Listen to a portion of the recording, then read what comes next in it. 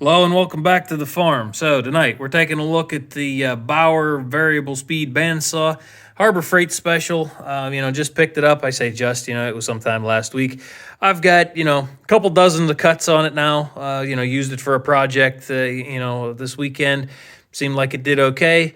There's plenty of reviews out there on YouTube and searching the internet. It's not going to take you real long to find something. So, if you're interested in a fully in depth, using it, showing how it cuts and performs and every feature and all that, check out somebody else's video. They certainly don't need me to plug this for them, and I'm not going to sit here and name off every channel that has done one. There's plenty. What I am going to tell you is that comes in a case decent enough. It smells a little burnt. It was probably injected and molded way too hot. But does that keep it from functioning? No. It's going to off gas a little bit here, and the smell's getting better and better day after day. The saw itself, fit, function, all that, pretty good. Let me get this thing flipped over here, and I'll show you a couple other little features on it real quick, and I think that will tell the tale.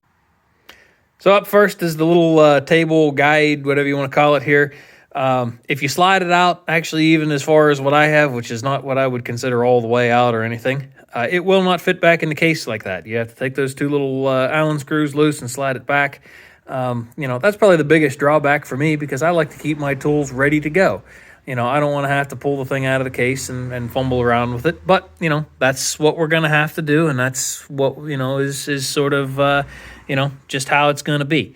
Up here, we got a guide bearing back there and a series of them here to keep the blade lined up. Again, how long they're going to last, what are they, any of that, who knows? We're going to see.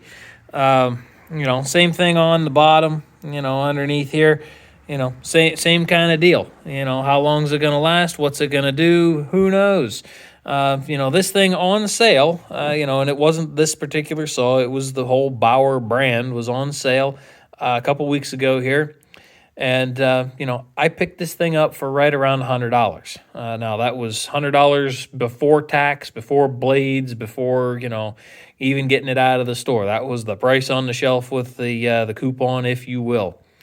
And, that's a quarter of the price of the higher quality, better, better reviewed, all that stuff. I didn't need all that.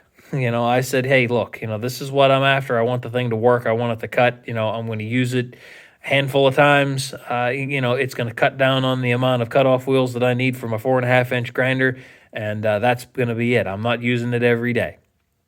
So, that's that part of the whole situation, and, moving forward on that. So over here's your blade tensioner. All it does is moves that wheel up and down. Pretty straightforward, pretty simple. You line the blade up on it, you pull the handle down. Pretty straightforward, pretty easy. Something that I read a lot about of reviews is the trigger. Trigger's an on-off. Your variable speed is on the thumb wheel. You can adjust it while you're running. I picked my speed and pretty much set with it. Is that better or worse than any of the other brands? I have no idea. That's how this one is. I don't have anything else to compare it to, so, it's good enough for me. Just something to be aware of. If that's, if you think you need variable speed right on the trigger, you might not want to buy this one. But, again, price point. Got to think about that. Something makes this thing not be 4 times as expensive as it is. Again, think about what you're going to use it for. If you're using it every day, this might not be the tool for you. If you're going to use it like me, a few times a year, handful of times, whatever, simple projects. Hey, if the thing breaks down, it's not the end of the world. That's where I'm at. It's got, got some covers on it, fit, function, it's what it is. It feels fine. It works. I can handle it, it does have replaceable brushes. Does that matter? I don't know. It's there. Where do you buy brushes? Who knows? Harbor Freight may have them. I don't know. They probably didn't have them on the shelf the day that I was there. But, does that mean I'd have bought them? Probably not. Just looking it over, it seems fine. If you dropped it on the floor, you're probably going to break something, but you probably break the expensive one just the same. Case is fine. Again, mentioned in the table thing, that you got to adjust back and forth, whatever. Most of my issues have come into play with, operator kind of errors, not being able to hold the thing straight or not being able to see perfectly well of what I'm doing while I'm trying to operate the thing. That's not really a saw problem, that's a me problem. I'll get better, and I am getting better every time that I use it. So, if you got one of these, or any other brand for that matter, and you're not getting straight cuts, square cuts, whatever, try to get yourself a good line of sight on what you're doing, and try and control it that way. I found that my cuts were a whole lot better whenever I could see what I was doing. If I was kind of guessing and hoping that the saw was cutting straight, it was crooked as can be.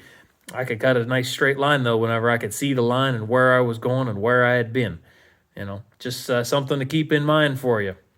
Hey, trying to keep this one short tonight. Got blade storage up there. This thing does not come with a blade. So, whenever you're buying one, you got to buy your blade separate.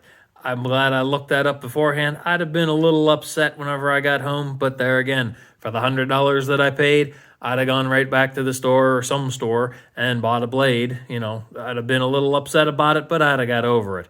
Glad I knew it. Bought a 2-pack. Obviously, the second one's still in there. Got plenty of cuts on the first one and probably plenty of cuts to go. Hey, if you're interested in this sort of thing, tools and stuff that I use, let me know.